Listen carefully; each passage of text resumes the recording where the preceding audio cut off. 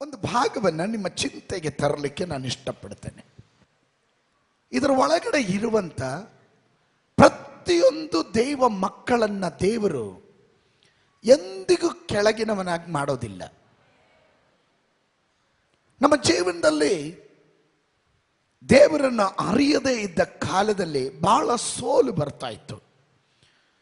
ಸೋಲುವಿನ ಮೇಲೆ ಸೋಲು ಉಂಟಾಗ್ತಾ ಇತ್ತು. ಈ ಸೋಲು ಸರಪಳಿಯ ಹಾಗೆ ಬರೋದ್ರಿಂದ ಜೀವನದಲ್ಲಿ ಜಿಗುಪ್ಸೆಗಳು, ನಿರಾಶೆಗಳು, ಒತ್ತಡಗಳು, ಏನ್ ಮಾಡ್ತಿದ್ವಿ ಅನ್ನೋದು ಸಹ ನಮಗೆ ಗೊತ್ತಿಲ್ಲದಂತೆ ಅಡ್ಡದಾರಿಗೆ ಹೋಗ್ಬಿಡ್ತಾ ಇದ್ವಿ.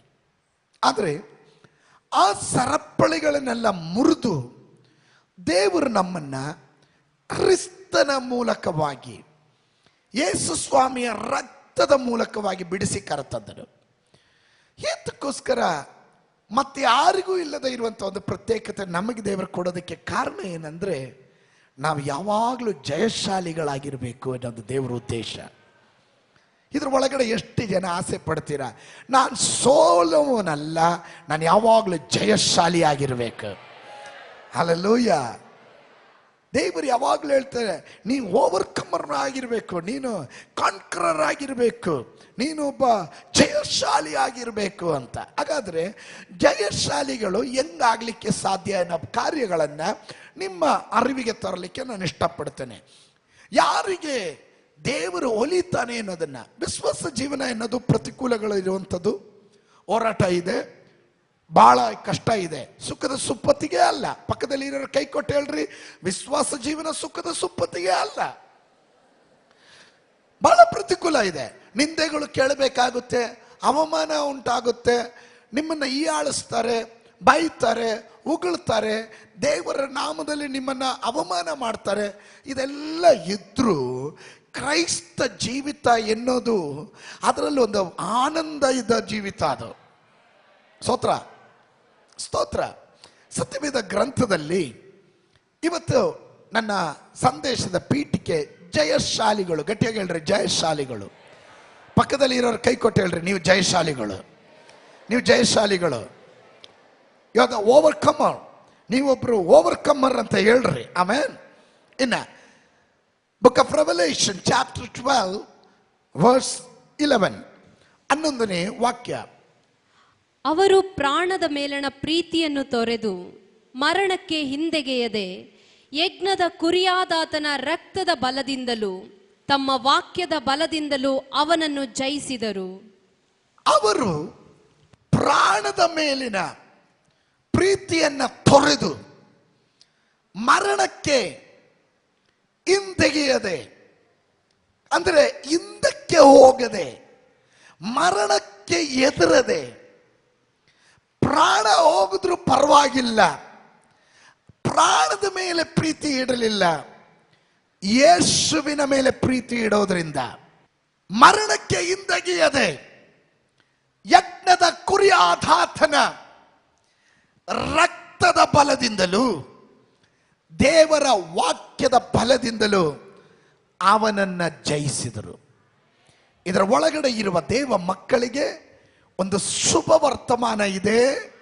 ಇವತ್ತು ಶತ್ರುವಾದ ಸೈತಾನನನ್ನ ಜಯಿಸೋದಿಕ್ಕೆ ದೇವರು ನಮ್ಮ ಕೈಯಲ್ಲಿ 2 ಆಯುಧವನ್ನ ಕೊಟ್ಟಿದ್ದಾನೆ. ಜಯಿಸಿದವರೆಲ್ಲರೂ ಈ ಆಯುಧ ಉಪಯೋಗಿಸಿದ್ದಾರೆ. ಒಂದನೇದಾಗಿ ಯಜ್ಞದ ಕುರಿಯಾದಾತನ ಯೇಸುವಿನ ರಕ್ತದ ಮೂಲಕ, ಎರಡನೇದು ದೇವರ ವಾಕ್ಯದ ಬಲದಿಂದ. ಇದು 2 ನಿಮಗೆ ಇದೆಯಾ, ಯಾವ ಶತ್ರು ನಿಮ್ಮನ್ನ ಸೋಲಿಸಕ್ಕಾಗೋದಿಲ್ಲ. ಸ್ತೋತ್ರ. ಇವತ್ತಿಲ್ಲಿ ಕುಳಿತು ಸ್ತೋತ್ರ ಹೇಳೋದಕ್ಕೆ ಬಲ ಏನಂದ್ರೆ, ನೋಡ್ರಿ, ಶತ್ರುವನ್ನ ಸೋಲಿಸೋದಕ್ಕೆ ಪ್ರಧಾನವಾದ 3 ಆಯುಧಗಳಿದೆ. ಸಿಂಪಲ್ ಆಗಿ ನಾನು ಹೇಳ್ತೀನಿ. ಒಂದನೇ ಆಯುಧ ಯೇಸುವಿನ ನಾಮ, ಎರಡನೇ ಆಯುಧ ಯೇಸುವಿನ ರಕ್ತ, ಆಯುಧ, ಮೂರನೇ ಆಯುಧ ಯೇಸುವಿನ ವಾಕ್ಯದ ಬಲ. ಹಲ್ಲೆಲೂಯ. ದೇವರ ವಾಕ್ಯ ಹೇಳುತ್ತದೆ, ಎಲ್ಲ ಮೊಣಕಾಲುಗಳು ಮಡಚಬೇಕು, ಎಲ್ಲ ನಾಲಿಗೆಗಳು ಒಪ್ಪಬೇಕು, ಯೇಸು ಮಾತ್ರನೇ ಕರ್ತನು ಎಂದು. ಆ ನಾಮಕ್ಕೆ ಸಾಮರ್ಥ್ಯ ಇದೆ. ಆ ನಾಮ ಉಚ್ಚರಿಸುವಾಗ ದುರಾತ್ಮಗಳು ನಡುಗುವಂಥದ್ದಾಗಿರುತ್ತದೆ. ಎರಡನೇದು, ಯೇಸುವಿನ ರಕ್ತಕ್ಕೆ ಸಾಮರ್ಥ್ಯ ಇದೆ. ಹಲ್ಲೆಲೂಯ.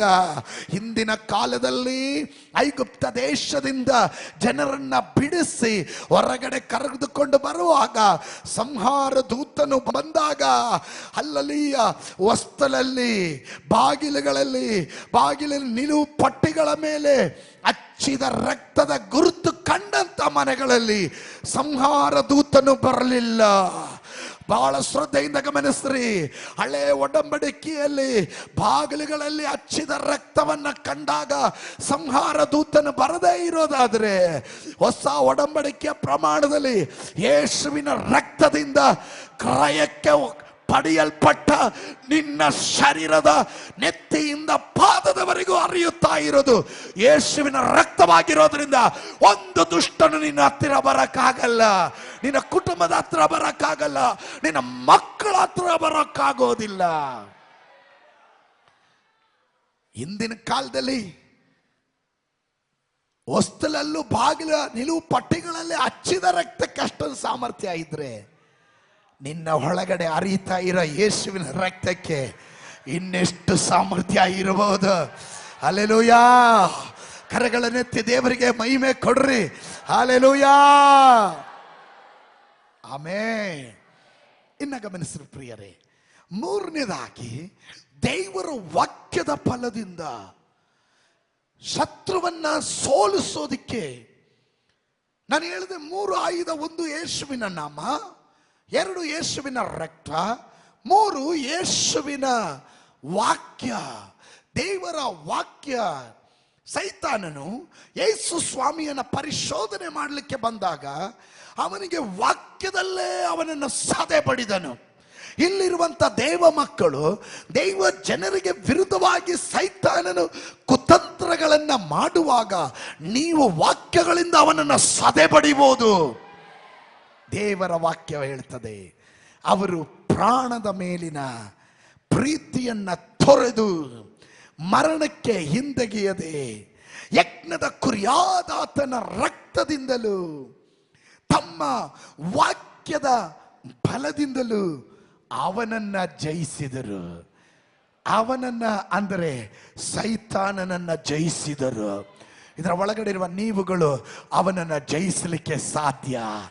ಪಕ್ಕದಲ್ಲಿರುವ ಕೈ ಕೊಟ್ಟು ಹೇಳ್ರಿ, ಸೈತಾನನು ನಮ್ಮ ಕಾಲಿನ ಕೆಳಗಡೆ, ನೀವು ಜಯಶಾಲಿಗಳು, ನೀವು ಜಯಶಾಲಿಗಳು. ಹೇಳ್ರಿ, ಗಟ್ಟಿಯಾಗಿ ಹೇಳ್ರಿ. ಇನ್ನ ಒಂದು ಯೋಹನನ ಪತ್ರಿಕೆ 5ನೇ ಅಧ್ಯಾಯದ 4ನೇ ವಚನದಿಂದ 5ನೇ ವಚನದವರೆಗೂ ಗಮನಿಸ್ರಿ. ಮೋದಿಮ್ಮ. ಯಾಕಂದರೆ ದೇವರಿಂದ ಹುಟ್ಟಿರುವಂತದ್ದೆಲ್ಲವೂ, ದೇವರಿಂದ ಹುಟ್ಟಿದಂತವುದೆಲ್ಲವೂ ಲೋಕವನ್ನು ಜಯಿಸುತ್ತದೆ. ಲೋಕವನ್ನ ಜಯಿಸುತ್ತದೆ. ಲೋಕವನ್ನು ಜಯಿಸುವಂತದ್ದು ನಮ್ಮ ನಂಬಿಕೆಯೇ. ಲೋಕವನ್ನ ಜಯಿಸುವಂತದ್ದು ನಮ್ಮ ನಂಬಿಕೆಯೇ. ಬಹಳ ಶ್ರದ್ಧೆಯಿಂದ ಗಮನಿಸ್ರಿ. ಯೇಸುವಿನ ರಕ್ತದಿಂದ ಮರಳಿ ಹುಟ್ಟಿದವರೆಲ್ಲರೂ ಲೋಕವನ್ನ ಜಯಿಸುವವರು. ಸತ್ರ ಬರಲಿಲ್ಲ. Some people they say, I cannot, I'm not able to do, ನನಗೆ ಅಸಾಧ್ಯ, ನನಗಾಗಲ್ಲ. ಆದರೆ ಯೇಸು ಕ್ರಿಸ್ತನ ರಕ್ತದಿಂದ ವಿಮೋಚಿಸಲ್ಪಟ್ಟ ದೇವ ಜನ ಆಗಲ್ಲ ಎನ್ನ ಪದನೇ ಇಲ್ಲ, ಆಗುತ್ತೆ. ನಂಬುವವನಿಗೆ ಎಲ್ಲ ಸಾಧ್ಯ. ಎಷ್ಟು ಜನ ಅದನ್ನ ಒಪ್ಪುತ್ತೀರಾ? ನಂಬುವವನಿಗೆ ಎಲ್ಲ ಸಾಧ್ಯ.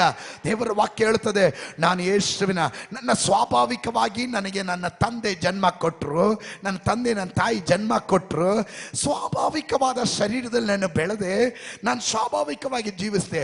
ಆದರೆ ನಾನು ಯಾವಾಗ ಯೇಸು ಕ್ರಿಸ್ತನನ್ನು ನನ್ನ ರಕ್ಷಕನಾಗಿ, ನನ್ನ ದೇವರಾಗಿ ನನ್ನ ಹೃದಯದಲ್ಲಿ ಅಂಗೀಕರಿಸಿದನೋ, ಆಗ ನಾನೊಂದು ನೂತನ ಸೃಷ್ಟಿ ಆದೆ.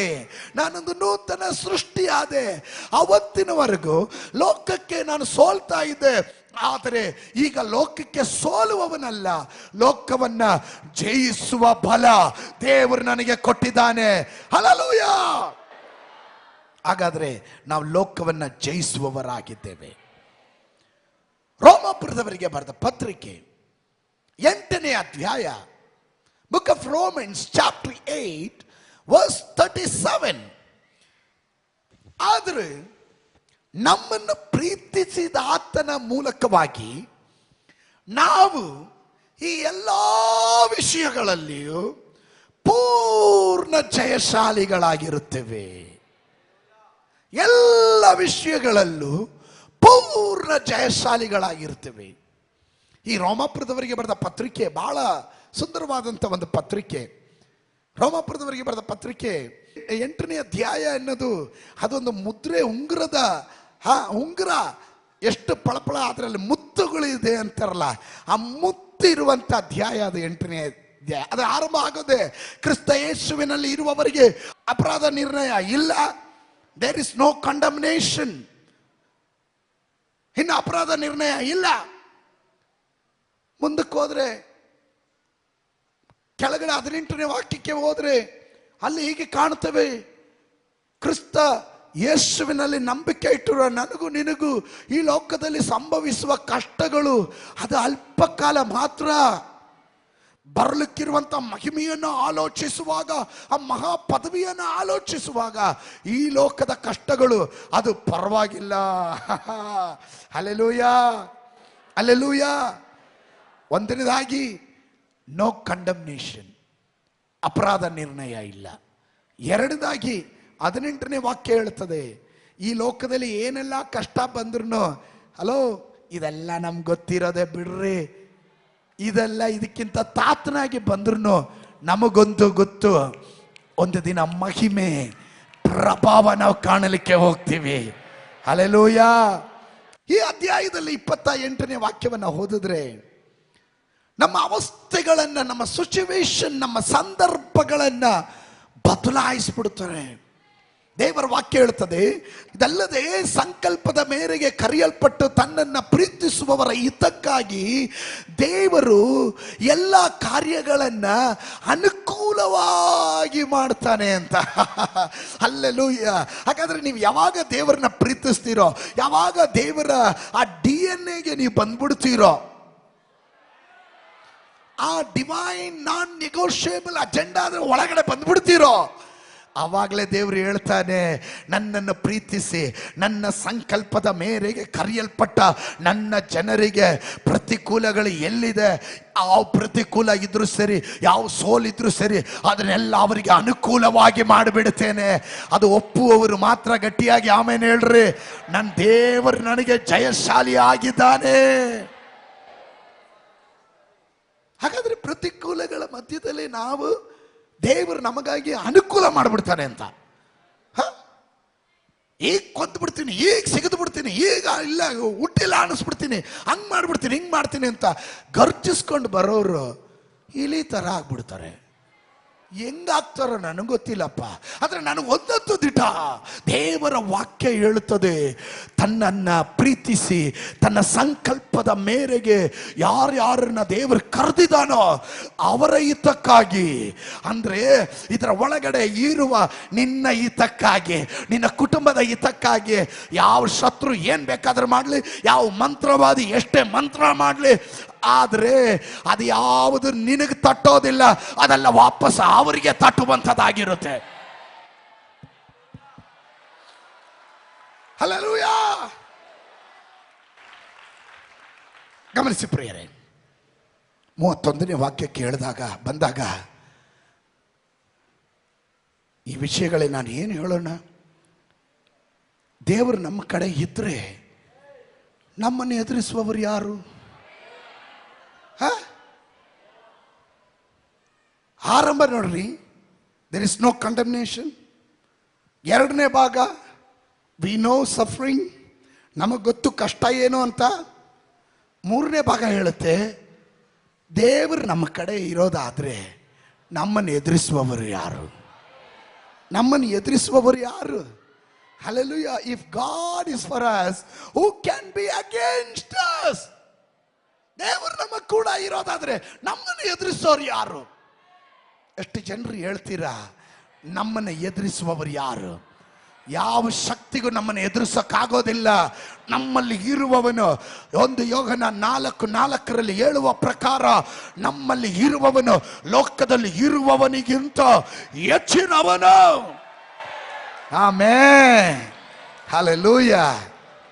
ಕಡೆಯದಾಗಿ 8ನೇ ಅಧ್ಯಾಯದ 37ನೇ ವಾಕ್ಯ ಹೇಳುತ್ತದೆ, there is no defeats when we are in Christ.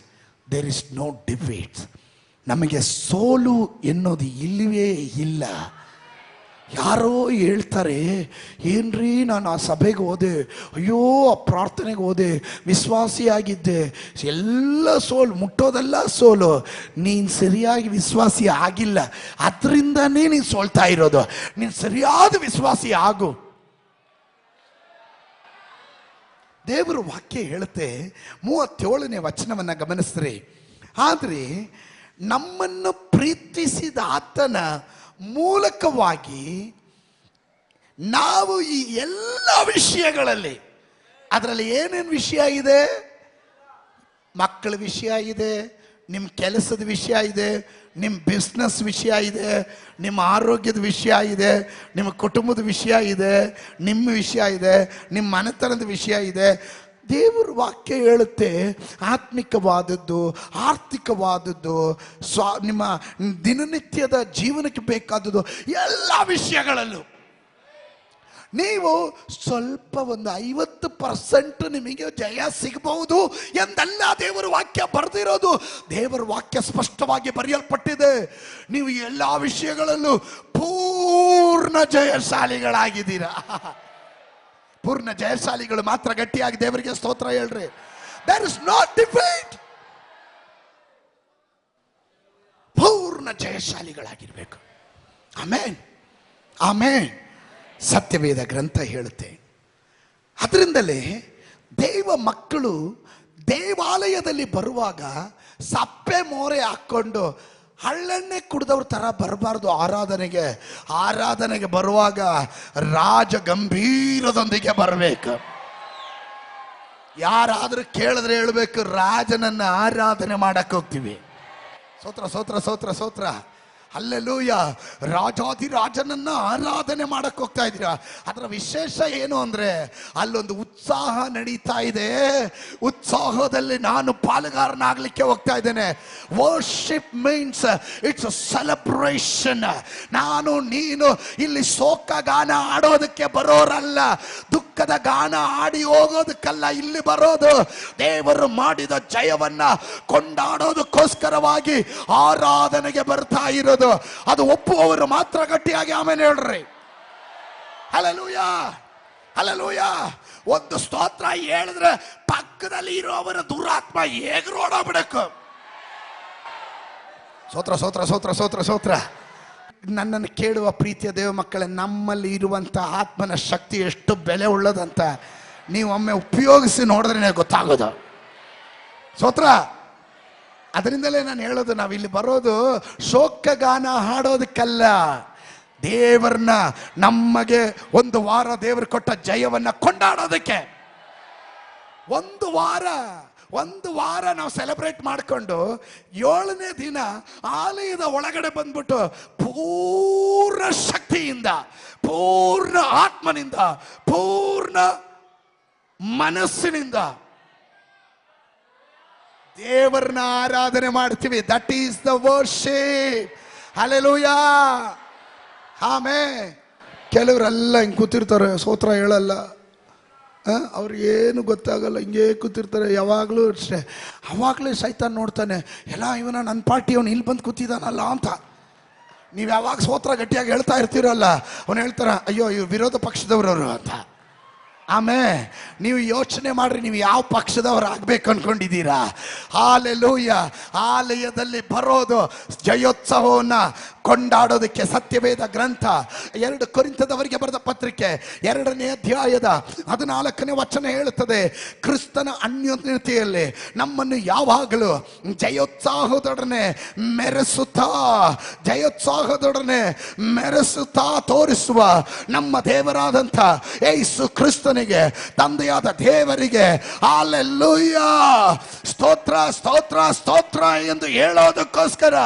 ಅಂದರೆ ನಾವು ಸೋತವರಾಗಿ ಅಲ್ಲ, ಯಾವಾಗಲೂ ಜಯೋತ್ಸಾಹದೊಡನೆ ಮೆರೆಸುತ್ತಾ ತೋರಿಸಿದ ಯೇಸುವಿಗೆ ಸ್ತೋತ್ರ ಹೇಳೋದಕ್ಕೆ ಬರೋದು. ಈಗ ಹೇಳ್ರಿ, ನಾವು ಸೋತವರ ಜಯಶಾಲಿಗಳ? ಪಕ್ಕದಲ್ಲಿ ಇರೋರ್ಗೆ ಹೇಳ್ರಿ, ಜಯಶಾಲಿಗಳು, ಜಯಶಾಲಿಗಳು.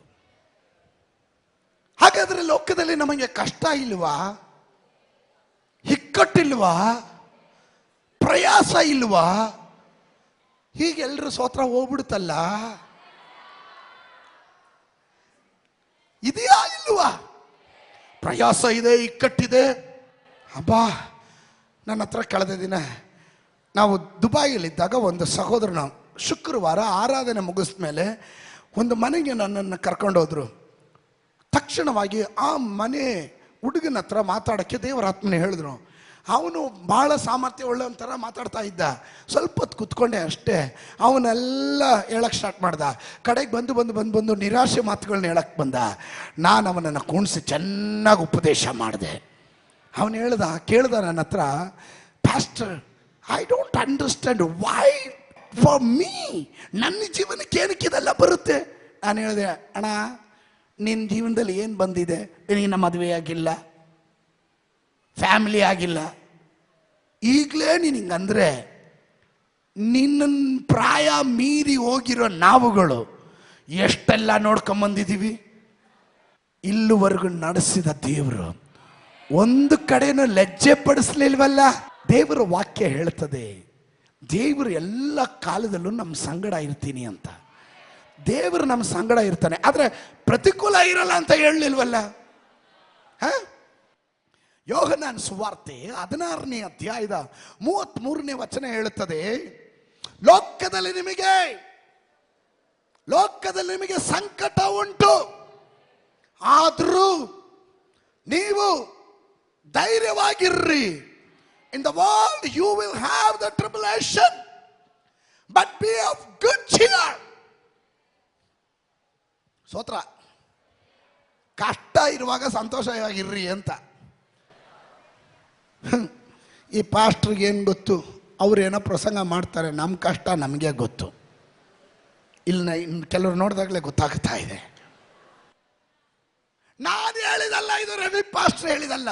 ಅಪೊಸ್ತಲನಾದಂತಹವನನ್ನು ತನ್ನ ಅನುಭವದಿಂದ ಯೇಸು ಸ್ವಾಮಿ ಹೇಳಿದ ಮಾತುಗಳನ್ನು ಹೇಳ್ತಾ ಇದ್ದಾನೆ.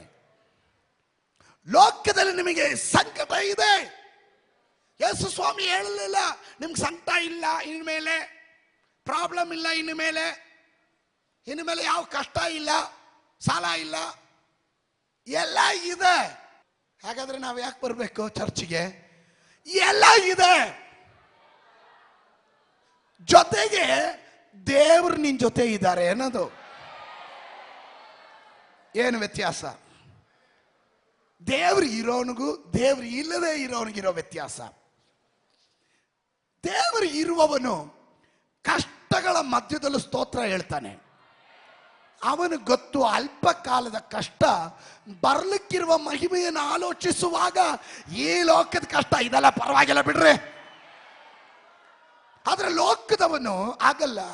ಅವನು ಉಲ್ಟಾ ಚಿಂತೆ ಮಾಡ್ತಾನೆ, ಇನ್ನು ಯಾರಿಗೋಸ್ಕರ ಬದುಕಿರ್ಲಿ, ನನ್ನ ಜೀವನ ಹಿಂಗ ಆಗೋಯ್ತಲ್ಲ, ಎಲ್ಲಿ ಹಗ್ಗ, ಎಲ್ಲಿ ಬಾವಿ, ಎಲ್ಲಿ ರೈಲ್ವೆ ಟ್ರ್ಯಾಕ್, ಜೀವನವೇ ಸಾಕು. Praise God. ದೇವರ ವಾಕ್ಯ ಹೇಳುತ್ತದೆ, ಕ್ರಿಸ್ತನಲ್ಲಿ ಹುಟ್ಟಿದವರು ಎಲ್ಲರೂ, ಯೇಸುವಿನಲ್ಲಿ ಹುಟ್ಟಿದವರೆಲ್ಲರೂ ಲೋಕವನ್ನ ಜಯಿಸುತ್ತಾರೆ. ಲೋಕವನ್ನ ಜಯಿಸುತ್ತಾರೆ. ಆಮೇಲೆ ಯೇಸು ಕ್ರಿಸ್ತನಲ್ಲಿ ಹುಟ್ಟದೇ ಇರುವವರು ಲೋಕಕ್ಕೆ ಅಧೀನರಾಗ್ತಾರೆ, ಬಾವಿಗೆ ಅಧೀನರಾಗ್ತಾರೆ, ರೈಲ್ವೆ ಟ್ರ್ಯಾಕಿಗೆ ಅಧೀನರಾಗ್ತಾರೆ, ನೇಣು ಹಾಕ್ಕೊಳ್ಳೋದಕ್ಕೆ ಅಧೀನರಾಗ್ತಾರೆ. ಆದರೆ ಎಷ್ಟೇ ಪ್ರತಿಕೂಲ ಬಂದರು ದೇವ ಭಕ್ತನು ಹೇಳ್ತಾನೆ, ಲೋಕದಲ್ಲಿ ನಮಗೆ ಕಷ್ಟ ಇದೆ, ಆದರೂ ನಾವು ಧೈರ್ಯವುಳ್ಳವರಾಗಿರ್ತೇವೆ. ಕಾರಣ ಲೋಕವನ್ನು ಜಯಿಸಿದವನೊಬ್ಬನು ನಮ್ಮ ಜೊತೆಯಲ್ಲಿದ್ದಾನೆ. Hallelujah, hallelujah.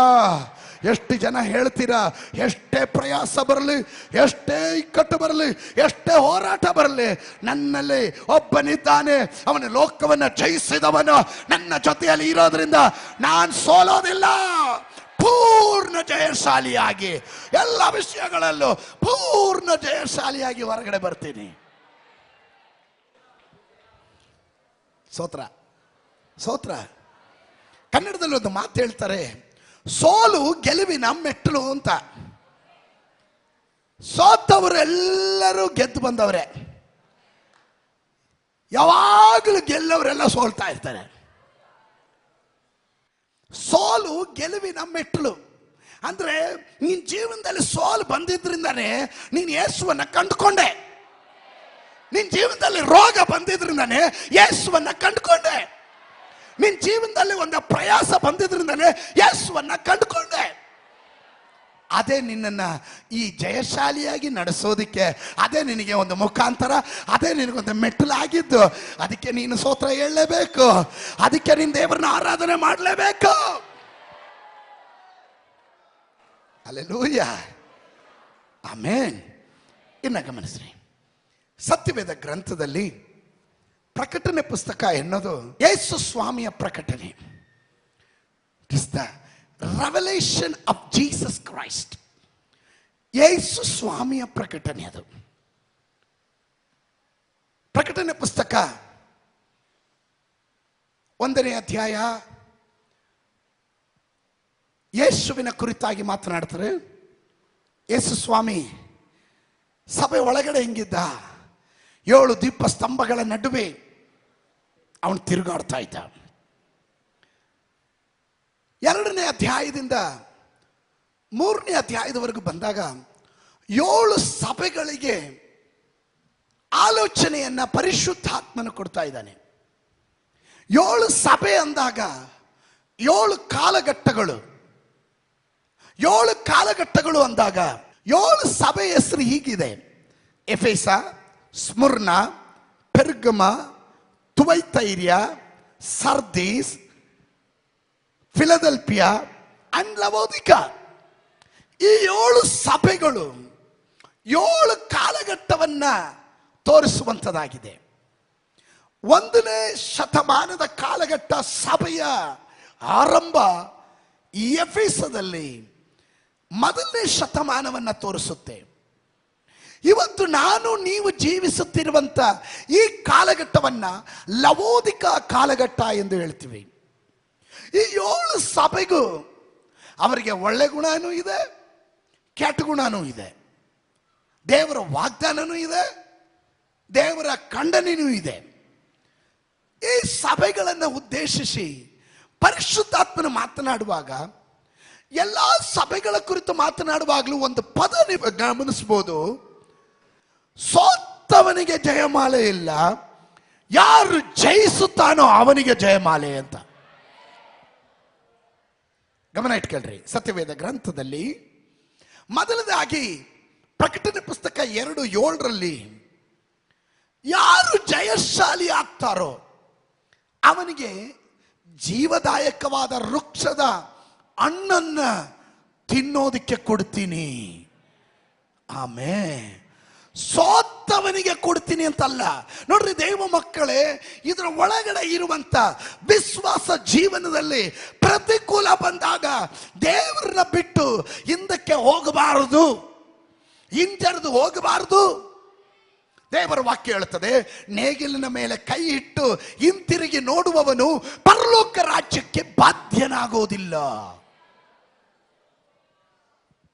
ಪ್ರತಿಕೂಲ ಬಂದಾಗ ನೀನು ಮುಂದೆ ಮುಂದೆ ಎದೆಗುಂದದೆ ಎದೆ ಎತ್ತಿ ಮುಂದೆ ಸಾಗಬೇಕು. ಅದಕ್ಕೆ ಅಪೊಸ್ತಲನಾದ ಪೌಲನು ಹೇಳ್ತಾನೆ, ಪೌಲನು ಉತ್ತಮವಾಗಿ ಹೇಳ್ತಾನೆ ತನ್ನ ಫಿಲಿಪಿಯರಿಗೆ ಬರೆದ ಪತ್ರಿಕೆಯಲ್ಲಿ ಹೀಗೆ ಹೇಳ್ತಾನೆ, ನಾನು ಎದೆ ಬಗ್ಗಿದವನಾಗಿ ಮುಂದಕ್ಕೆ ಮುಂದಕ್ಕೆ ಓಡ್ತೇನೆ.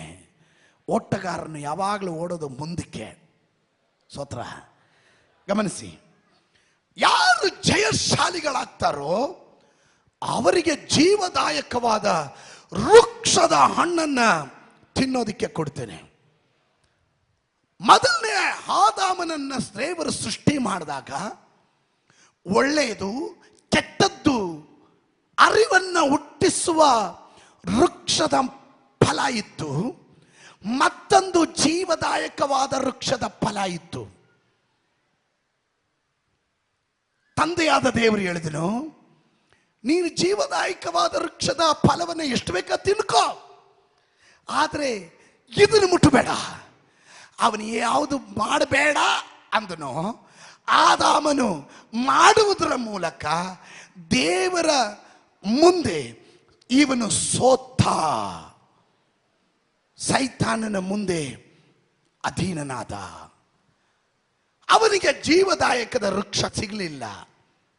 ಆದರೆ ಹೊಸ ಒಡಂಬಡಿಕೆಯಲ್ಲಿ ಯೇಸುವಿನ ರಕ್ತದಿಂದ ಕ್ರಯಕ್ಕೆ ಪಡೆಯಲ್ಪಟ್ಟ ಸಭೆಯೇ, ನೀನು ಕಡೆಯವರೆಗೂ ದೇವರ ಆಜ್ಞೆಗೆ ವಿಧೇಯರಾಗಿ ಪರಿಶುದ್ಧತೆಯಿಂದ ಭಕ್ತಿಯಿಂದ ದೈವ ಕೃಪೆಯನ್ನು ಕಾಪಾಡಿಕೊಂಡು ನೀನು ಮುಂದೆ ಹೋದ್ರೆ ಆದಾಮನನ್ನು ನಷ್ಟಪಡಿಸಿದ್ದು ಅಲ್ಲಲುಯ ಸಭೆ ನಿನಗೋಸ್ಕರ ಜೀವದಾಯಕವಾದ ವೃಕ್ಷದ ಹಣ್ಣನ್ನ ಪರಲೋಕದ ದೇವರು ಸಿದ್ಧ ಮಾಡಿ ಇಟ್ಕೊಂಡಿದ್ದಾನೆ.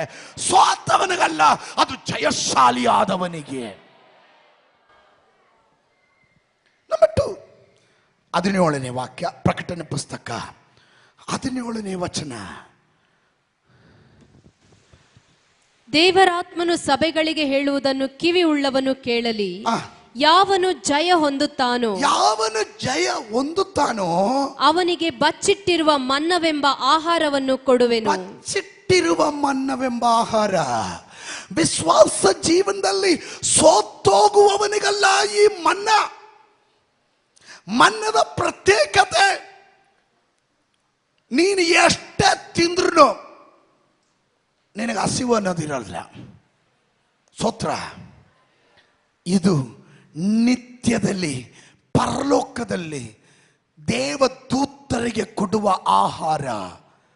ಈ ಲೋಕದಲ್ಲಿ ಜಯಿಸುವವನಿಗೆ ದೇವರು ಕೊಡುವ ಆಹಾರ ಅದು ಬಚ್ಚಿಟ್ಟಿರುವ ಮನ್ನಾ. ಅದನ್ನು ನಿನಗೆ ಕೊಡ್ತೇನೆ. ಯಾರಿಗೆ? ಸೋತವನಿಗಲ್ಲ, ಜಯಶಾಲಿ ಆದವನಿಗೆ. Okay, listen to me. ಸೋತ್ರೆ ನಷ್ಟ, ಗೆದ್ದವನಿಗೆ ಲಾಭ. ಸೋತವನಿಗೆ ನಷ್ಟ, ಗೆದ್ದವನಿಗೆ ಲಾಭ. ರಣರಂಗದಲ್ಲಿ ಅನೇಕರು ಓಡ್ತಾರೆ, ಓಟದ ರಂಗದಲ್ಲಿ ಅನೇಕರು ಓಡ್ತಾರೆ, ಆದರೆ ಬಿರುದು ಹೊಂದುವವನು ಒಬ್ಬನಷ್ಟೇ. ಎಲ್ರಿಗೂ ಸಿಗಲ್ಲ. ಗೋಲ್ಡ್ ಮೆಡಲ್ ಸಿಗೋದು ಒಬ್ಬರಿಗೆ. ಯಾರಿಗೆ? ಅವನ ಎಲ್ಲ ಪ್ರತಿಕೂಲಗಳನ್ನು ಅವನನ್ನು ಹಿಂಬಾಲಿಸಿ ಅವನನ್ನು ತಡೆ ಹಿಡಿತಿದ್ದಂಥ ಎಲ್ಲ ಪ್ರತಿಕೂಲಗಳನ್ನು ಮೀರಿ ಜಯಿಸಿದವನಿಗೆ ಬಿರುದು. 3ನೇದಾಗಿ 10ನೇ ವಾಕ್ಯ, 2ನೇ ಅಧ್ಯಾಯದ 10ನೇ ವಾಕ್ಯ. ನಿನಗೆ ಸಂಭವಿಸುವುದಕ್ಕಿರುವ ಬಾಧೆಗಳಿಗೆ ಹೆದರಬೇಡ. ಇದರ ಒಳಗಡೆ ಇರುವಂತ ದೇವ ಜನರೇ, ವಿಶ್ವಾಸ ಜೀವನದಲ್ಲಿ ನೀವು ಬಂದಾಗ ಒಂದಲ್ಲ ಎರಡಲ್ಲ ಅನೇಕ ಬಾಧೆಗಳು ಬರುತ್ತೆ. ದೇವರ ವಾಕ್ಯದಲ್ಲಿ ನಾವು ಓದುವಾಗ ಅಪೊಸ್ತಲ ಕೃತ್ಯಗಳು 14:22 ಬೇಗ. ನಾವು ಬಹು ಸಂಕಟಗಳನ್ನು ತಾಳಿ ದೇವರ ರಾಜ್ಯದೊಳಗೆ ಸೇರಬೇಕೆಂಬುದಾಗಿ ಎಚ್ಚರಿಕೆಯ ಮಾತನ್ನು ಹೇಳಿ ಕ್ರಿಸ್ತ ನಂಬಿಕೆಯಲ್ಲಿ ಸ್ಥಿರವಾಗಿ. 1 ಥೆಸಲೋನಿಕರಿಗೆ ಬರೆದ ಪತ್ರಿಕೆ 3:3. ಸಂಕಟಗಳನ್ನು ಅನುಭವಿಸುವುದಕ್ಕಾಗಿಯೇ ನಾವು ನೇಮಿಸಲ್ಪಟ್ಟವರೆಂದು ನೀವೇ ಬಲ್ಲಿರಷ್ಟೇ. ನಾವು ನೇಮಿಸಲ್ಪಟ್ಟಿದ್ದೀವಿ ಎಂಬುದನ್ನು ನೀವೇ ಬಲ್ಲಿರಷ್ಟೇ. ಸಂಕಟ ಅನುಭವಿಸೋಕೆ ದೇವರು ನಮ್ಮನ್ನು ಕರೆದಿದ್ದಾನೆ. ಬಟ್ ಈ ಸಂಕಟದಲ್ಲೂ ಏನೋ ಒಂದು ಮಜಾ ಇದೆ ಕಣ್ರಿ. ದೇವರ ವಾಕ್ಯ ಹೇಳುತ್ತದೆ, ಇದು ನಮ್ಗೆ ಗೊತ್ತಿಲ್ಲದಿರೋದಲ್ಲ. ನಾಳೆ ಏನು ಸಂಭವಿಸುತ್ತೆ ಅನ್ನೋದು ಗೊತ್ತಿಲ್ಲದ್ರೆ ದಿಢೀರ್ ಅಂತ ಏನಾದರೂ ಸಂಭವಿಸಿದ್ರೆ ನಿಮ್ಗೆ ಆಶ್ಚರ್ಯ. ಗೊತ್ತಿದ್ರೆ ಆಶ್ಚರ್ಯನಾ? ಗೊತ್ತಿರೋನಿಗೆ ಆಶ್ಚರ್ಯ ಅಲ್ಲ. ನಮಗೆ ಗೊತ್ತಿದೆ, ಆದ್ರಿಂದ ನಾವು ಆಶ್ಚರ್ಯ ಪಡೋದಿಲ್ಲ. ಸಂಕಟಗಳನ್ನು ಅನುಭವಿಸುವುದಕ್ಕೋಸ್ಕರವೇ ದೇವರು ನಮ್ಮನ್ನ ಏನ್ ಮಾಡಿದ್ದಾರೆ? ನೇಮಿಸಿದ್ದಾನೆ. ಅದರಿಂದಲೇ ದೇವರ ವಾಕ್ಯ ಹೇಳ್ತದೆ, ಅನೇಕ ಸಂಕಷ್ಟಗಳ ಮೂಲಕ ನಾವು ಹಾದು ಹೋದ್ರೆ ಮಾತ್ರವೇ ದೇವರ ರಾಜ್ಯಕ್ಕೆ ಸೇರೋದಕ್ಕೆ ಸಾಧ್ಯ. ಹಲ್ಲೆಲೂಯಾ. ಕಷ್ಟಪಟ್ಟಾದ್ರೂ ಸರಿ, ತ್ಯಾಗ ಸಹಿಸ್ಕೊಂಡಾದ್ರೂ ಸರಿ, ನಿಂದೆ ಅನುಭವಿಸಾದ್ರೂ ಸರಿ. ಮೋಶೆ ಹೇಳಿದನು ಫರೋಹನ ಕುಮಾರಿಯ ಪುತ್ರನೆಂದೆಣಿಸಿಕೊಳ್ಳುವುದಕ್ಕಿಂತ ದೇವ ಜನರ ಸಂಗಡ ನಿಂದೆಯನ್ನ, ಕಷ್ಟವನ್ನ ಅನುಭವಿಸುವುದೇ ಶ್ರೇಷ್ಠ ಭಾಗ್ಯವೆಂದು ಅವನು ಎಣಿಸಿದನು. ನಾವಾಗಿದ್ರೆ ಏನ್ ಮಾಡ್ತಿದ್ವಿ? ಯಾರಿಗೆ ಬೇಕು ಸುಮ್ಗೆರ್ರಿ, ಅದೆಲ್ಲ ಸಹಿಸ್ತು, ಹಂಗೆಲ್ಲ ಮಾಡೋಕ್ಕಾಗುತ್ತೆ, ಹಂಗೆಲ್ಲ ಅನುಭವಿಸಕ್ಕಾಗುತ್ತಾ? ಆಗುತ್ತೆ. ನೀನು ಇಲ್ಲಿನ ರಿವಾರ್ಡ್ ನೋಡಬೇಡ. ದೇವರ ವಾಕ್ಯ ಹೇಳುತ್ತದೆ, ಜಯಿಸಿದವನಿಗೆ ಜೀವದಾಯಕವಾದ ವೃಕ್ಷದ ಹಣ್ಣನ್ನ ಕೊಡ್ತೇನೆ, ಜಯಿಸಿದವನಿಗೆ ಬಚ್ಚಿಟ್ಟಿರುವ ಮನ್ನವನ್ನ ಕೊಡುತ್ತೇನೆ, ಸೋತವನಿಗಲ್ಲ, ಲೋಕದ ಪ್ರಕಾರ ಓಡಿದವನಿಗಲ್ಲ, ಏನ್ ಬೇಕಾದ್ರೆ ಇಲ್ಲಿ ಬೂಟಾಟಿಕೆ ಮಾಡುವವನಿಗಲ್ಲ. My dear brothers and sisters, ಕಪಟತನ ಮಾಡುವವನಿಗಲ್ಲ,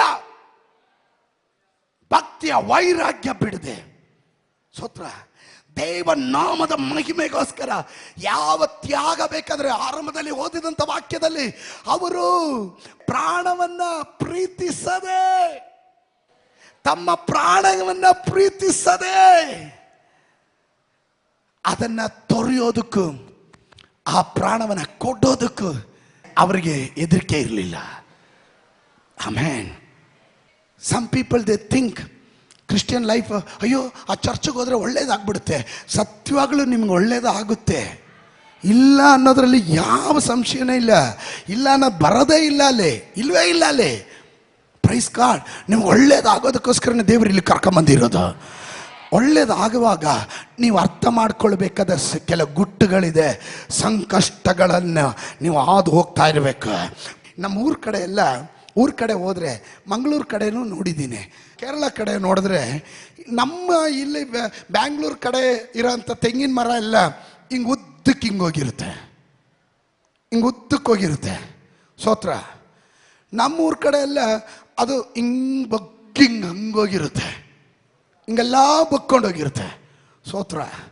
ಈ ಬಗ್ಗಿರೋದೆಲ್ಲ ನೋಡಿದಾಗ ಎಷ್ಟು ಮಳೆ, ಎಷ್ಟು ಬಿರುಗಾಳಿ ಎಲ್ಲ ಬಂದ್ರೂ ಈ ಮರ ಹೇಳುತ್ತೆ, ಬೀಸು ಬೀಸು ಬೀಸು ಬೀಸು, ಇನ್ನ ಬೀಸು ಇನ್ನ ಬೀಸು, ಆದ್ರೂ ನಾನು ಅಲ್ಲಾಡಲ್ಲ.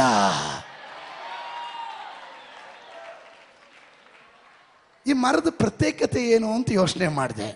ಈ ಮರದ ಬುಡ ಎಲ್ಲಿದೆ ಗೊತ್ತಾ? ನೀರಿನ ಕಾಲುವೆ ಬಳಿಯಲ್ಲಿ. ಈ ನೀರಿನ ಕಾಲುವೆ ಅನ್ನೋದು ಯಾವುದು ಗೊತ್ತಾ? ಅದು ದೇವರ ವಚನ. ಒಂದು ವಿಶ್ವಾಸಿ ದೇವರ ವಚನದಲ್ಲಿ ಆಳವಾಗಿ ಬೇರು ಊರಿದ್ರೆ, ಎಂಥ ಬಿರುಗಾಳಿ ಬರಲಿ, ಎಂಥ ನಿಂದೆ ಬರಲಿ, ಎಷ್ಟೇ ಕಷ್ಟ ಬರಲಿ, ಬೀಸು ಬೀಸು ಬೀಸು ಬೀಸು ಪರವಾಗಿಲ್ಲ, ಇನ್ನ ಸ್ಟ್ರಾಂಗ್ ಆಗ್ತೀನಿ. ಇದು ಹೆಂಗ್ ಸ್ಟ್ರಾಂಗ್ ಆಗುತ್ತೆ ಅನ್ನೋದು ಹೇಳಲಿಲ್ಲ ಅಂದ್ರೆ ಸರಿಯಾಗಲ್ಲ. ನೋಡ್ರಿ, ಗಮನಿಸ್ರಿ. ಈ ಗಾಳಿ ಬೀಸುವಾಗ ಇದರ ಬೇರು ಸಮೇತ ಅಲುಗಾಡುತ್ತೆ, ಹಿಂಗೆ ಅನ್ನುತ್ತೆ. ಏನು ಗೊತ್ತಾ? ತುಂಬ ಗಟ್ಟಿಯಾಗಿದ್ರೆ ಬೇರು ಒಳಗಡೆ ಹೋಗೋಕೆ ಕಷ್ಟ.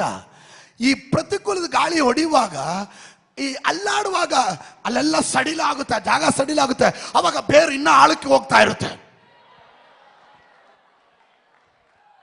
ನಿಮ್ಗೆ ಅರ್ಥ ಆಗಲಿಲ್ಲ ಅಂತ ಕಾಣುತ್ತೆ. ಒಂದು ಭಕ್ತನು ಯಾವಾಗ ಸ್ಟ್ರಾಂಗ್ ಆಗ್ತಾನೆ ಗೊತ್ತಾ? ಆತ್ಮಿಕವಾಗಿ ಅವನು ಯಾವಾಗ ಸ್ಟ್ರಾಂಗ್ ಆಗ್ತಾನೆ ಗೊತ್ತಾ? ಒಂದ್ರ ಮೇಲೆ ಒಂದು, ಮತ್ತೊಂದು, ಮಗದೊಂದು ಎಂದು ಪ್ರತಿಕೂಲಗಳು ಒಂದ್ರ ಮೇಲೆ ಒಂದು ಬಡಿತಾ ಇರುವಾಗ ಅವನು ಹೇಳ್ತಾನೆ, ಇವಾಗ ವಾಕ್ಯದಲ್ಲಿ ಸ್ಟ್ರಾಂಗ್ ಆಗ್ತಾ ಇದ್ದೀನಿ, ಇವಾಗ ವಾಕ್ಯದಲ್ಲಿ ಬಹಳ ಬಲ ಬರ್ತಾ ಇದೆ, ಓ, ಪಾಸ್ಟರ್ ಹೇಳಿದ ವಾಕ್ಯಕ್ಕೆ ಈಗ ಅರ್ಥ ಬರ್ತಾ ಇದೆ.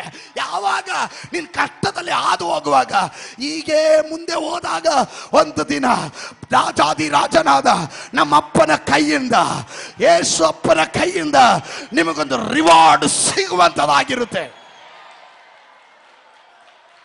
ಏಡಿಗಳು ಬೇಡ ಅಂತ ಬಿಟ್ಟು ಓಡೋಗೋರು, ಏಡಿಗಳು ಬೇಡ ಅಂತ ಓಡೋಗ್ತಾರೆ. ಧೈರ್ಯ ಉಳ್ಳವರು. ಯೇಸು ಸ್ವಾಮಿ ಹೇಳಿದ್ರು, ಲೋಕದಲ್ಲಿ ನಿಮಗೆ ಸಂಕಟ ಇದೆ, ಆದ್ರೂ ನೀವು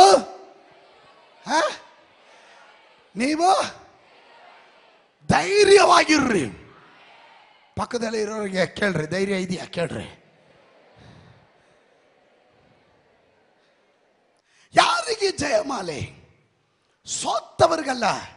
2ನೇ ಅಧ್ಯಾಯದ 10ನೇ ವಾಕ್ಯ. ನಿನಗೆ ಸಂಭವಿಸುವುದಕ್ಕಿರುವ ಬಾಧೆಗಳಿಗೆ ಹೆದರಬೇಡ. ಇಗೋ, ನೀವು ದುಷ್ಪ್ರೇರಣೆಗೆ ಒಳಗಾಗುವಂತೆ ಸೈತಾನನು ನಿಮ್ಮಲ್ಲಿ ಕೆಲವರನ್ನ ಬೇರೆಯವರಲ್ಲ ಸೆರೆಮನೆಯೊಳಗೆ ಹಾಕುವುದಕ್ಕಿದ್ದಾನೆ. ಸ್ತೋತ್ರ. ಅಂದ್ರೆ ಕೆಲವ್ರನ್ನ ಅರೆಸ್ಟ್ ಮಾಡಂಗೆ, ಕೆಲವ್ರ ಮೇಲೆ ಕೇಸ್ ಫೈಲ್ ಮಾಡಂಗೆ, ಕೆಲವ್ರನ್ನ ಹಂಗ್ ಮಾಡ್ಬಿಡ್ತೀನಿ ಹಿಂಗ್ ಮಾಡ್ಬಿಡ್ತೀನಿ ಅಂದಾಗ ಉಳಿದವ್ರಿಗೆಲ್ಲ ಮೀಟ್ರ್ ಆಫ್ ಆಗ್ಬೇಕು. ಉಳಿದವ್ರು ಅಪ್ಪ ಅವ್ರಿಗೆ ಹಂಗಾಗೋಯ್ತು, ಇನ್ನು ನಾವಿನ್ನೇ ಹೆಂಗಪ್ಪ. ಸೈತಾನನು ಒಳ್ಳೆ ಪ್ರೇರಣೆ ಅಲ್ಲ, ಅಲ್ಲಿ ಕೊಟ್ಟಿರೋ ಪದ ಏನು? ದುಷ್ಪ್ರೇರಣೆಯ ಮೂಲಕ. ಆಮೇಲೆ ಮತ್ತು 10 ದಿವಸಗಳ ತನಕ. ಅಮ್ಮಮ್ಮ ಅಂದ್ರೆ 10 ದಿವಸ. ಈ ಪ್ರಾಬ್ಲಮ್ 10 ದಿವಸದ ತನಕ ನಿಮಗೆ ಸಂಕಟವಿರುವುದು. ನಿಮಗೆ ಸಂಕಟ ಇರುತ್ತೆ. ಆಮೇಲೆ ನೀನು ಸಾಯಬೇಕಾದರೂ ನಂಬಿಗಸ್ತನಾಗಿರು. 10 ದಿನದ ಒಳಗಡೆ ಸಾಯ್ಬೇಕಾದ್ರೂ ಸರಿ, ನಂಬಿಗಸ್ತನಾಗಿರು. ಆಗ ನಾನು ನಿನಗೆ ಜೀವವೆಂಬ ಜೀವ ಎಂಬ ಜಯಮಾಲೆಯನ್ನ ಕೊಡುವೆನು. ಕೈಗಳನ್ನೆತ್ತಿ ದೇವರಿಗೆ ಸ್ತೋತ್ರ ಹೇಳ್ರಿ. ಹಲ್ಲೆಲೂಯ. ಸಾಯ ಟೈಮಲ್ಲಿ ಆದ್ರೂ ಸರಿ, ಕೊಲ್ತೀರಾ ಕೊಲ್ರಿ. ಅವಾಗಲೂ ಯಾರಾದ್ರೂ ಸಿಕ್ಕಿದ್ರೆ ನಿನಗೂ ಯೇಸುವಿನ ನಾಮದಲ್ಲಿ ಪ್ರಾರ್ಥನೆ ಮಾಡಿಬಿಟ್ಟು ಸಾಯ್ತೀನಿ. ಸ್ತೋತ್ರ. ಸೆರೆಮನೆಯಲ್ಲಿ ಹಾಕಿರುವಂತ ಪೌಲನನ್ನ ನೋಡ್ರಿ. ಕೈಗೆ ಸರಪಳಿ, ಕಾಲಿಗೆ ಕೋಳ ತೊಡಿಸಿದ್ದಾರೆ. ಅಲ್ಲಿ ನಿಂತ್ಕೊಂಡು ಅಗ್ರಿಪ್ಪ ರಾಜನನ್ನ ನೋಡಿ ಪೌಲನ್ ಹೇಳ್ತಾನೆ, ಅಗ್ರಿಪ್ಪ ರಾಜನೇ, ಕೈಗಳಿಗೆ ಬೆಂಧನ ಇದೆ, ಕಾಲುಗಳಿಗೆ ಸರಪಳಿ ಇದೆ, ಆದ್ರೆ ನನ್ನ ದೇವರ ವಾಕ್ಯಕ್ಕೆ ಬೆಂಧನ ಇಲ್ಲ ಕಣ್ರಿ. ಅದು ಎಲ್ಲಿ ಬೇಕಾದ್ರೂ ಸಾರೋದೇ ಅದು. ನಂಬಿಗಸ್ತರ ಯಾರಾದ್ರೂ ಇದ್ದೀರಾ? ಸಾಯುವಾಗಲೂ ನಂಬಿಗಸ್ತರಾಗಿರ್ರಿ. ನೀವು ಜೀವ ಎಂಬ ಜಯಮಾಲೆಯನ್ನ ಹೊಂದುವಿರಿ. ಏಡಿಗಳು ಮನೆಗೆ ಹೋಗ್ಲಿ. ಸ್ತೋತ್ರ. ಸಾಯುವಾಗಲೂ ನಂಬಿಗಸ್ತನಾಗಿದ್ರೆ ಎಲ್ಲ ದೀಕ್ಷಾಸ್ನಾನ ಹೊಂದೋದಕ್ಕೆ ಎಷ್ಟು ಹತ್ರ ಬೀಳ್ತಾರೆ ಗೊತ್ತಾ? ದಿಢೀರ್ ಬಂದ್ಬಿಡ್ತಾರೆ, ನಾನು ದೀಕ್ಷಾಸ್ನಾನ ಹೊಂದಬೇಕು.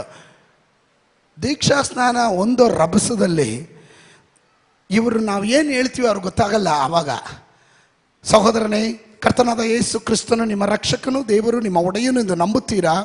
ಕೆಲವರು ನಿದ್ದೆ ಮಾಡ್ತಾ ಇರ್ತಾರೆ. ಅವಾಗ ನಾವು ತಿರ್ಗಾ ಕೇಳೋದು, ಸಹೋದರನೇ ನಂಬುತ್ತೀರಾ? ಅವಾಗ ಅವ್ರು ಏನು ಬೆಚ್ಚಬಿದ್ದು ಏನೋ ಕೇಳಿದ್ರಲ್ಲ ಅಂದಂಗೆ. ಅಂದರೆ ಬಾಡಿ ಇಲ್ಲಿದೆ, ಅವ್ರ ಆತ್ಮ ಎಲ್ಲೋ ಹೋಗ್ಬಿಟ್ಟಿರುತ್ತೆ. ಸ್ತೋತ್ರ. ಅವಾಗ ಹ್ಞೂ ಅಂತಾರೆ. ಸರಿ ಆಯಿತು, ನಂಬ್ತೀಯ. ದೀಕ್ಷಾಸ್ನಾನ ಎಲ್ಲ ಮಾಡಿಸಿದ ಮೇಲೆ ನೀರಿನಲ್ಲಿ ನಿಂತಿರುವಾಗ ಒಂದು ರೀತಿ, ಮುಳುಗಿದ ಮೇಲೆ ಇನ್ನೊಂದು ರೀತಿ. ಮುಳುಗಿದ ಮೇಲೆ ಮುಳುಗ್ಸಿಂಗ್ ಎತ್ತಿವಲ್ಲ, ಏನು ಹತ್ರವಾಗಿ ಓಡೋಗ್ತಾರೆ ಗೊತ್ತಾ? ನಮ್ಮ ಕೈ ಎಲ್ಲ ಹಿಂಗೆ ಅಂದ್ಬಿಟ್ಟು ಓಡಕ್ತಾ ಇರ್ತಾರೆ. ನಾವು ಬಿಡ್ತೀವ? ಹಿಡಿದು ನಿಲ್ಲಿಸಿ, ಜೀವನ ಪರ್ಯಂತವಾಗಿ ನೀನು ನಂಬಿಗಸ್ತನಾಗಿದ್ರೆ ನೀನು ಜೀವ ಎಂಬ ಜಯಮಾಲೆಯನ್ನ ಹೊಂದುವೆ. ಅದನ್ನ ಮರಿಬಾರ್ದು, ಅದನ್ನ ಮರಿಬಾರ್ದು. ಅರ್ಧದಲ್ಲಿ ಏನಾದರೂ ಕಟ್ಟಾಯ್ತಾ? ದೇವರ ಸಂಗಡ ಇರೋ ಬಾಂಧವ್ಯ ಬಿಟ್ಟೋಯ್ತಾ? ದೇವರ ಸಂಗಡ ಇರೋ ಅನ್ಯೋನ್ಯತೆ ತಪ್ಪೋಯ್ತಾ? ನಿನಗೆ ಜೀವ ಎಂಬ ಜಯಮಾಲೆ ನಷ್ಟವಾಗಿ ಬಿಡುತ್ತೆ. ಜೀವನ ಪರ್ಯಂತವಾಗಿ ಎಷ್ಟು ಕಾಲ ಪಾಸ್ಟ್ರೆ? ಇನ್ನು ಎಷ್ಟು ಕಾಲ? ನಿನ್ನ ಮೂಗಲ್ಲಿ ಶ್ವಾಸ ಇರೋವರೆಗೂ ನೀನು ನಂಬಿಗಸ್ತನಾಗಿದ್ರೆ ದೇವರ ಕೈಯಿಂದ ಜೀವ ಎಂಬ ಜಯಮಾಲೆಯನ್ನು ಹೊಂದುತ್ತೀಯ. ದೇವರ ವಾಕ್ಯ ಹೇಳುತ್ತದೆ, ನೀನು ಸಾಯುವಾಗಲೂ ನಂಬಿಗಸ್ತರಾಗಿರ್ಬೇಕು.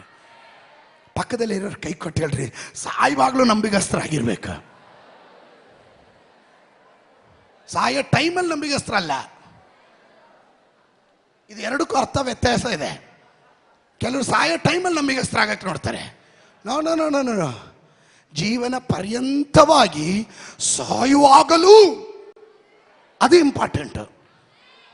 ಸ್ತೋತ್ರ. ಒಂದು ಸಾರಿ ಒಂದು ತಾಯಿ ಮಕ್ಕಳೆಲ್ಲ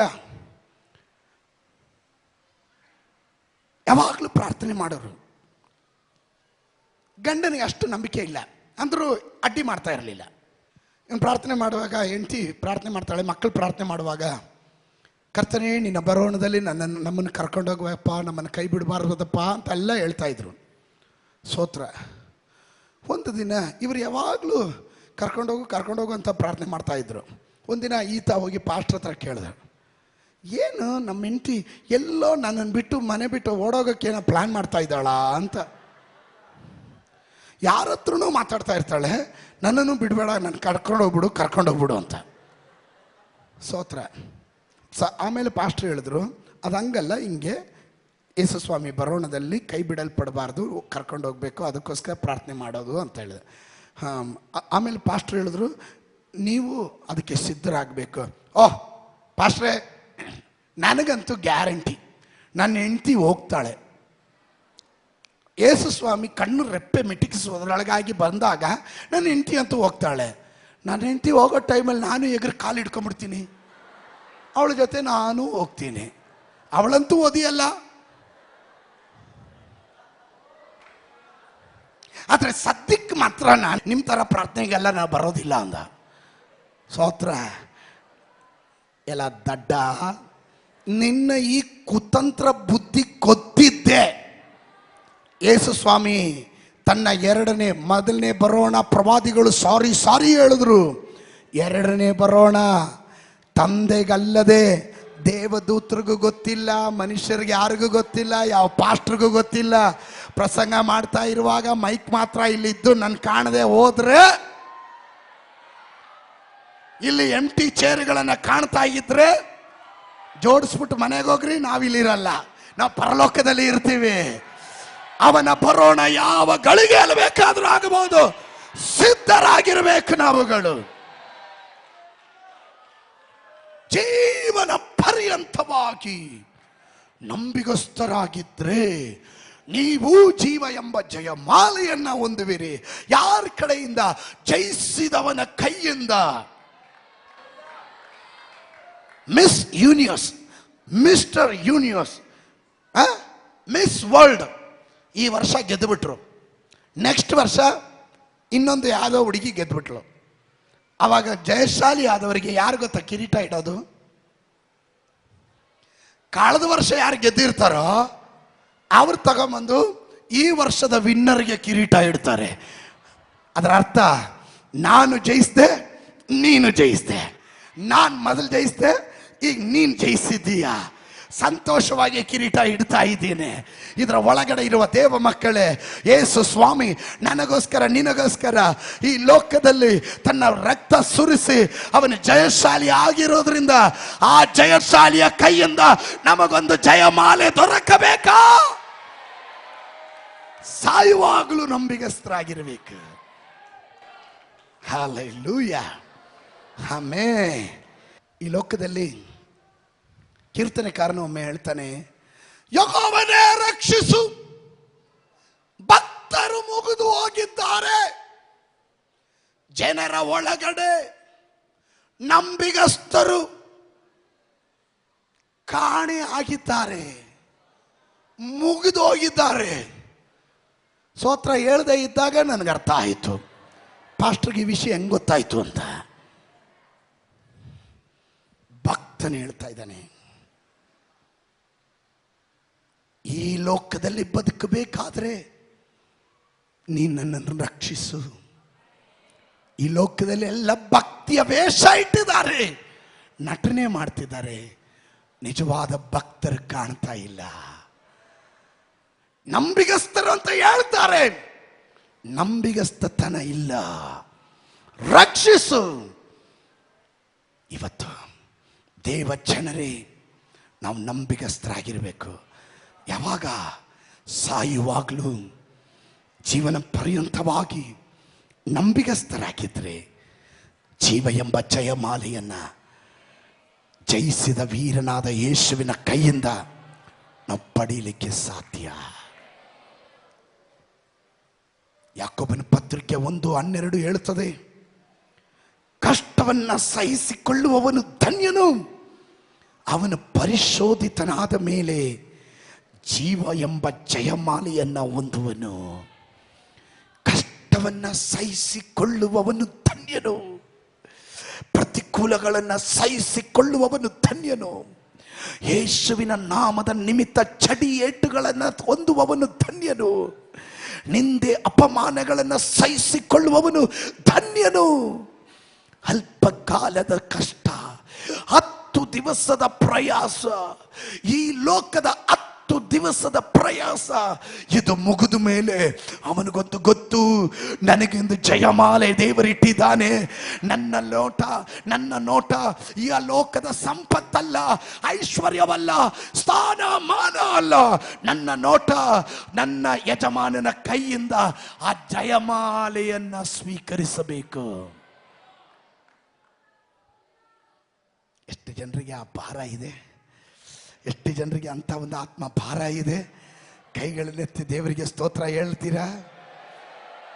ನಿಮಗೆ ಅರ್ಥ ಆಗ್ತಾ ಇದೆಯಾ? ಅರ್ಥ ಆಗ್ತಾ ಇದೆಯಾ? ಗಟ್ಟಿಯಾಗಿ ಹೇಳ್ರಿ, ಯೇಸುವೇ ನನಗ ಆ ಜಯಮಾಲೆ ಬೇಕಪ್ಪ. ಅದಕ್ಕೆ ವಿಶ್ವಾಸ ಜೀವನದಲ್ಲಿ ಸೋತೋಗ್ಬೇಡ್ರಿ. ಚೆನ್ನಾಗಿ ಆರಾಧನೆ ಮಾಡ್ರಿ, ಪ್ರಾರ್ಥನೆ ಮಾಡ್ರಿ, ವಾಕ್ಯ ಓದ್ರಿ, ಪರಿಶುದ್ಧ ಜೀವನವನ್ನು ಕಾಪಾಡ್ಕೊಳ್ರಿ. ಮಾಲಿನ್ಯ ಆಗದಂತೆ ನಿಮ್ಮನ್ನೇ ನೀವು ಎಚ್ಚರ ಪಡಿಸ್ಕೊಳ್ರಿ. ನೀವು ಬೇರ್ಪಟ್ಟು ಜೀವನ ಮಾಡ್ರಿ. ಲೋಕದ ಆಡಂಬರಗಳಲ್ಲಿ ಈ ಜೋಡ ಆಗಬೇಡ್ರಿ. ಲೋಕದವರು ಬಾಡಿ ಹೋಗುವ ಜಯಮಾಲೆಯ ಹಿಂದೆ ಓಡ್ತಾರೆ, ನಾವು ಬಾಡದೇ ಇರುವ ಜಯಮಾಲೆಗಾಗಿ ಓಡ್ತಾ ಇದ್ದೀವಿ. ನೀತಿಯ ಅರಸನಾದ ಯೇಸುವಿನ ಕೈಯಿಂದ ಅದು ನಮಗೆ ದೊರಕುತ್ತೆ. ಸತ್ಯವೇದ ಗ್ರಂಥದಲ್ಲಿ 17ನೇ ವಾಕ್ಯ, ಬಚ್ಚಿಟ್ಟಿರುವ ಮನ್ನಾ ಎಂಬ ಆಹಾರವನ್ನು ಕೊಡುವೆನು. 26ನೇ ವಾಕ್ಯ ಹೇಳುತ್ತದೆ, ಜನಾಂಗಗಳ ಮೇಲೆ ಅಧಿಕಾರವನ್ನು ಕೊಡುವೆನು. ಜನಾಂಗಗಳ ಮೇಲೆ ಅಧಿಕಾರವನ್ನು ಕೊಡುವೆನು. ಸೋತವನಿಗಲ್ಲ, ಯಾರು ಜಯಶಾಲಿಯಾಗಿರ್ತಾನೋ ಅವನಿಗೆ ನಾನು ಅಧಿಕಾರ ಕೊಡ್ತೇನೆ. I will give you the authority, delegated authority. ನಾನು ನಿಮಗೆ ಅಧಿಕಾರವನ್ನು ಕೊಡ್ತೇನೆ. ಎಕ್ಸೂಸಿಯಾ ಎನ್ನುವಂಥ ಗ್ರೀಕ್ ಪದ ಉಪಯೋಗಿಸ್ತಾರೆ. ಈ ಅಧಿಕಾರ ನನ್ನದಲ್ಲ, ಆದರೆ ನನಗಾಗಿ ಡೆಲಿಗೇಟ್ ಮಾಡಿ, ಅದಕ್ಕಾಗಿ ಯೋಗ್ಯತೆ ಇಲ್ಲದೆ ಇರುವ ನನಗೆ ಅವನು ಯೋಗ್ಯನು ಎಂದು ಎಣಿಸಿ ನನ್ನ ಕೈಯಲ್ಲಿ ಜನಾಂಗಗಳ ಮೇಲೆ ಅಧಿಕಾರವನ್ನು ಕೊಡ್ತಾನೆ. ಯಾವಾಗ ನಾನು ಲೋಕವನ್ನು, ಸೈತಾನನನ್ನು, ಪಾಪವನ್ನು ಜಯಿಸುವಾಗ ಅದರ ಮೇಲೆ ಜಯಶಾಲಿ ಎಂಬ ಮುದ್ರೆ ನನ್ನ ಮೇಲೆ ಬರುತ್ತೆ. ನನಗೋಸ್ಕರ ಅವನು ಜನಾಂಗಗಳ ಮೇಲೆ ಅಧಿಕಾರವನ್ನು ನನಗೆ ಕೊಡ್ತಾನೆ. 3ನೇ ಅಧ್ಯಾಯ 5ನೇ ವಾಕ್ಯ, ಜಯಿಸುವವನಿಗೆ ಶುಭ್ರವಸ್ತ್ರಗಳನ್ನು ಹೊದಿಸುವನು. ಸೋತವನಿಗಲ್ಲ, ಜಯಿಸುವವನಿಗೆ ಶುಭ್ರವಸ್ತ್ರಗಳನ್ನು ಹೊದಿಸುವನು. 3ನೇ ಅಧ್ಯಾಯದ 12ನೇ ವಾಕ್ಯ ಹೇಳುತ್ತದೆ, ಜಯಿಸುವವನನ್ನ ದೇವರ ಆಲಯದಲ್ಲಿ ಸ್ತಂಭವಾಗಿ ನಿಲ್ಲಿಸುವೆನು. ಸೋತವನನ್ನ ಹಿಂಬಾಲಿಸಬೇಡ್ರಿ. ಸೋತವರು ಓಡ್ಬಿಡ್ತಾರೆ, ಏಡಿಗಳಾಗಿ ಓಡೋಗ್ತಾರೆ. ಅದರ ಜಯಶಾಲಿಗಳನ್ನ ದೇವರ ಆಲಯದಲ್ಲಿ ಸ್ತಂಭವನ್ನಾಗಿ ನಿಲ್ಲಿಸ್ತಾರೆ. ಅದು ಒಪ್ಪುವವರು ಮಾತ್ರ ಆಮೇಲೆ ಹೇಳ್ರಿ. ಕುಂಟು ನೆಪ ಹೇಳೋರು ಅವರವರ ಮೂಗಿನ ನೇರಕ್ಕೆ ಮಾತಾಡಿ ಗೂಬೆ ಕುಣಿಸಿ, ಪಾಸ್ಟರ್ ಮೇಲೆ ಗೂಬೆ ಕುಣಿಸಿ, ಸಭೆ ಮೇಲೆ ಗೂಬೆ ಕುಣಿಸಿ, ಇನ್ನೊಬ್ಬರ ಮೇಲೆ ಗೂಬೆ ಕುಣಿಸಿ, ಅವ್ರು ಸರಿಯಿಲ್ಲ ಇವ್ರು ಸರಿಯಿಲ್ಲ ಅಂತ ಹೇಳ್ಬಿಟ್ಟು ಓಡೋಗ್ತಾನಲ್ಲ, ಆವಾಗಲೇ ತಿಳ್ಕೊಬೇಕು ಅವನು ಸೋತವನು. ಸೋತವರ ಗುಂಪಿನಲ್ಲಿ ಹೋಗಬೇಡ್ರಿ. ದೇವರ ವಾಕ್ಯ ಹೇಳ್ತದೆ, ಯಾರು ಜಯಶಾಲಿಗಳಾಗ್ತಾರೋ ಅವರನ್ನು ನನ್ನ ಆಲಯದಲ್ಲಿ ಸ್ತಂಭವಾಗಿ ನಿಲ್ಲಿಸುವೆನು. 21ನೇ ವಾಕ್ಯ, ಬ್ಯೂಟಿಫುಲ್ ವರ್ಡ್ಸ್, ಗಮನಿಸ್ರಿ. ನಾನು ಜಯ ಹೊಂದಿ ನನ್ನ ತಂದೆಯೊಡನೆ ಸಿಂಹಾಸನದಲ್ಲಿ ಕೂತುಕೊಂಡೆನು. ಹಾಗೆಯೇ ಜಯ ಹೊಂದುವವನನ್ನು ನನ್ನೊಡನೆ ಸಿಂಹಾಸನದಲ್ಲಿ ಕೂತುಕೊಳ್ಳುವಂತೆ ಮಾಡುವೆನು. ಸ್ತೋತ್ರ ಸ್ತೋತ್ರ ಸ್ತೋತ್ರ ಸ್ತೋತ್ರ ಸ್ತೋತ್ರ ಸ್ತೋತ್ರ. ಗಟ್ಟಿಯಾಗಿ ದೇವರಿಗೆ ಒಂದು ಮಹಿಮೆ ಕೊಡ್ರಿ. ಸೋತವನು ಯಾವತ್ತು ಯೇಸು ಸ್ವಾಮಿ ಜೊತೆ ಕುತ್ಕೊಳ್ಳೋದಿಲ್ಲ. ಯೇಸು ಜಯಿಸಿದನು, ತಂದೆಯ ಸಂಗಡ ಸಿಂಹಾಸನದಲ್ಲಿ ಕುಳಿತುಕೊಂಡನು. ಅದೇ ರೀತಿಯಲ್ಲಿ ನಾವು ಜಯಿಸಿದ್ರೆ ಯೇಸುವಿನ ಸಂಗಡ ಕುಳಿತುಕೊಳ್ಬಹುದು. ಏತಕ್ಕೋಸ್ಕರ? ಜನಾಂಗಗಳನ್ನ ರೂಲ್ ಮಾಡೋದಿಕ್ಕೆ, ಅವನ ರಾಜ್ಯದಲ್ಲಿ ಆಳ್ವಿಕೆ ಮಾಡೋದಿಕ್ಕೆ ನಮ್ಮನ್ನ ಜಯಶಾಲಿಗಳಾಗಿ ಮಾಡಿದ್ದಾನೆ. ಆಮೇಲೆ ಎಷ್ಟು ಜನರು ಹೇಳ್ತೀರಾ, ಇನ್ನು ಮೇಲೆ ವಿಶ್ವಾಸ ಜೀವನದಲ್ಲಿ ಸೋಲು ಅನ್ನೋ ಪದನೇ ಇಲ್ಲ ಎನ್ನುವರು ಎಷ್ಟು ಜನ ಇದ್ದೀರಾ? ಎದ್ದು ನಿಂತ್ಕೊಳ್ರಿ, ನಾನು ಪ್ರಾರ್ಥನೆ ಮಾಡ್ತೀನಿ. ಯೇಸು ಕ್ರಿಸ್ತನ ಮೂಲಕ ನನಗೆಲ್ಲ ಸಾಧ್ಯ. ಏಡಿಗಳಾಗಿಬಿಡ್ರಿ.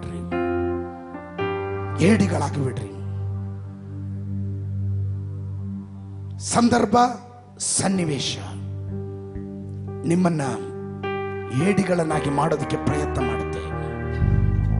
ವಚನ ಆಳವಾಗಿ ನಿಂತ್ಕೊಳ್ರಿ. ಕೆಲವರನ್ನ ಗರ್ಗಸದಲ್ಲಿ ಕುಯ್ದ್ರು, ಕೆಲವರನ್ನ ಸಜೀವವಾಗಿ ಸಮಾಧಿ ಮಾಡಿದ್ರು, ಕೆಲವರನ್ನ ಹಪ್ಪಳ ಕರೆದ ಹಾಗೆ ಕುದಿಯುವ ಎಣ್ಣೆಯಲ್ಲಿ ಹಾಕಿ ಕರೆದ್ರು. ಮಕ್ಕಳ ಮುಂದೆ ತಂದೆ ತಾಯಿಯನ್ನ ಕೊಂದ್ರು. ತಂದೆ ತಾಯಿಗಳ ಮುಂದೆ ಚಿಕ್ಕ ಮಕ್ಕಳನ್ನ ತುಂಡು ತುಂಡಾಗಿ ಕತ್ತರಿಸಿದ್ರು. ಅವಾಗ್ಲೂ ಭಕ್ತರು ಹೇಳಿದೊಂದೇ ಒಂದು ಮಾತು, ಇಲ್ಲಿ ನಿನಗೆ ಬಾಯಿ ಹೇಳ್ತೀನಿ, ಅಲ್ಲಿ ನನ್ನನ್ನು ರಿಸೀವ್ ಮಾಡಕ್ಕೆ ನೀನಲ್ಲಿ ಇರಬೇಕು.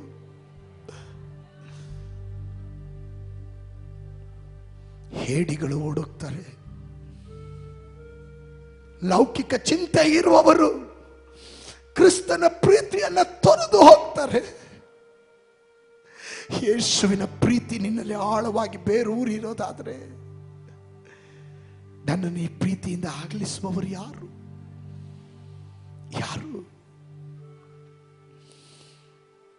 ಕೈಗಳನ್ನು ಮೇಲೆ ಕೆತ್ತಿಡಿರಿ. I feel the presence of God. ಕ್ರಿಸ್ತನ ಪ್ರೀತಿ ಒಂದು ಶಾರೀರಿಕ ಸುಖಕ್ಕಾಗಿಯೋ, ಸಂಪತ್ತಿಗಾಗಿಯೋ, ರೋಗ ಸೌಖ್ಯಕ್ಕಾಗಿಯೋ, ಒಂದು ಸ್ಥಾನಕ್ಕಾಗಿಯೋ, ಪ್ರಮೋಷನ್ಗೋಸ್ಕರ ಯೇಸುವನ್ನು ಪ್ರೀತಿಸಬೇಡ.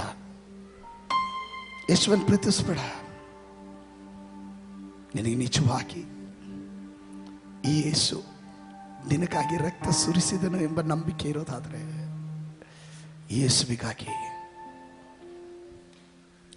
ಯಾರೆಲ್ಲ ವಿರೋಧ ಆದರೂ, ನಾನು ಒಬ್ಬಂಟಿಗನಾದರೂ ಸರಿ, ನಾನು ಯೇಸುವಿಗಾಗಿ ರಕ್ತ ಸಾಕ್ಷಿ ಆಗೋದಕ್ಕೂ ನಾನು ತಯಾರಾಗ್ತೀನಿ. ರಕ್ತ ಸುರಿಸಿ ಆದರೂ ನಾನು ಯೇಸುವಿಗೆ ಸಾಕ್ಷಿಯಾಗಿ ನಿಲ್ತೀನಿ. ನಾನು ಈ ಲೋಕದ ಮೇಲೆಲ್ಲ ಕಣ್ಣಿಟ್ಟಿರೋದು ನನ್ನ ಜೀವ ಎಂಬ ಜಯಮಾಲೆಯ ಮೇಲೆ ಕಣ್ಣಿಟ್ಟಿದ್ದೀನಿ. ಆದಾಮನದನ್ನು ನಷ್ಟ ಮಾಡಿಕೊಂಡ, ಆದರೆ ಯೇಸು ಅದನ್ನು ಗೆದ್ಕೊಂಡ. ಯೇಸುವಿನ ಮಕ್ಕಳಾದ ನಾವುಗಳು ಅದರಲ್ಲಿ ಜಯಶಾಲಿಗಳಾಗ್ತೀವಿ.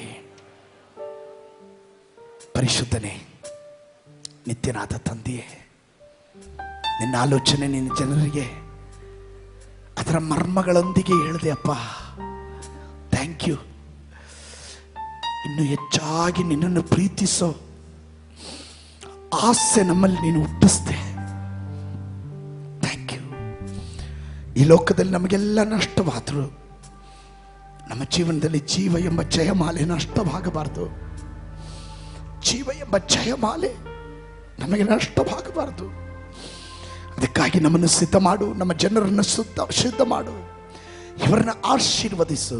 ಒಂದೊಂದು ದಿವಸ ಜಯಶಾಲಿಗಳಾಗಿ ಇವರು ನಡೆಯಲಿ. ಇವರು ಸೋತವರಲ್ಲ, ಇವರು ಮೋರ್ ದನ್ ಕಾನ್ಕರರ್ಸ್, ಜಯಶಾಲಿಗಳು. ಯೇಸುವಿನ ನಾಮದಲ್ಲಿ ಬೇಡ್ತೇನೆ. ಜನ ಗಟ್ಟಿಯಾಗಿ ಹೇಳ್ರಿ.